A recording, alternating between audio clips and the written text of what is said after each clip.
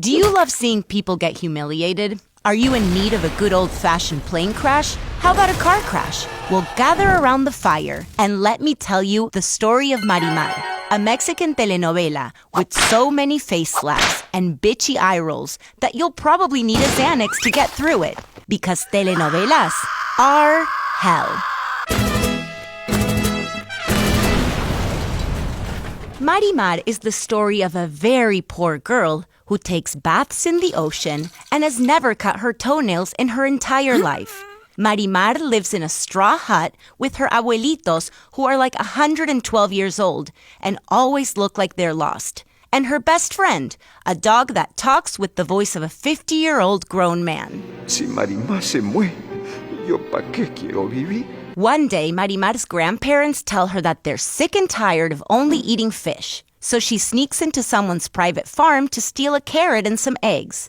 Except she gets caught by a man who tries to force himself on her. Immediately, her dog comes to her rescue. So the man tries to shoot him, but instead shoots an innocent chicken that happened to be walking by, minding its own business. Sergio, the owner of the land and also owner of a very healthy amount of hair on his chest, hears the shots and rescues Marimar. He feels bad for her, so he lets her keep the eggs and the carrot and even throws in a tomato and the chicken with the bullet in it.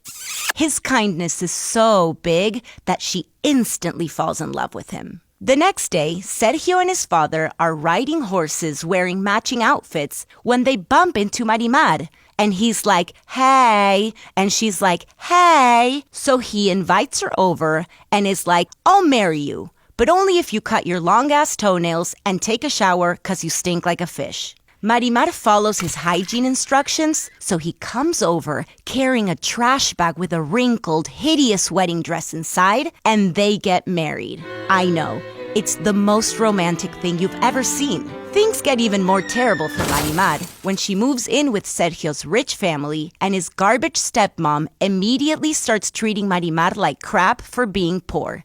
She humiliates her by making her wear this terrible gown that looks like if a Disney princess exploded, and then offers her a gold bracelet, but only if she scoops it out of the mud with her mouth.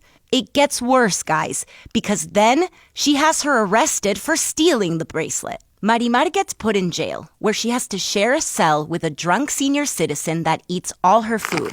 Is this not enough drama for you? Well, here's some more. While Marimar is in jail, she gets informed that her grandparents' hut has been set on fire, and that they're both dead. Oh, and that her husband left her to join a soccer team. When Marimar gets released from prison, she moves to Mexico City, where she gets a job working as a maid to this rich guy who only wears robes. He takes a special liking to her and makes her dress like a schoolgirl and creepily stares at her while teaching her how to read, how to chew food, how to walk, and of course, how to dress like a badass bitch. One day, Marimar discovers that her rich boss is actually her dad.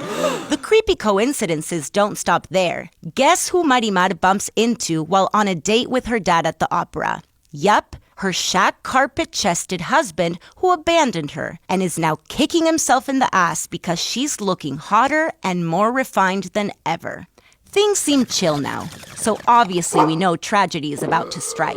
Out of nowhere, Marimar's dad gets very sick, so Marimar desperately gets him to sign a will so she can have all his money, while the man is literally choking on his deathbed. Classy. Now Marimar is rich, and honey, she's out for revenge. First, she sues Sergio for unpaid child support for a baby that she had somewhere along the line. Next, she buys his stepmom's estate, just so she can have her beg for it back and retrieve the ownership papers by digging her face through the mud. This is next level petty. In case Sergio and his family didn't suffer enough for what they put Marimar through, the telenovela gods deliver by having Sergio's plane crash while he's taking a flying lesson.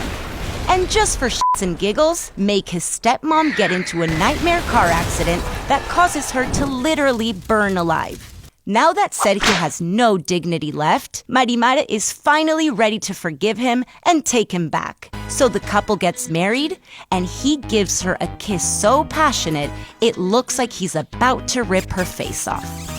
The end.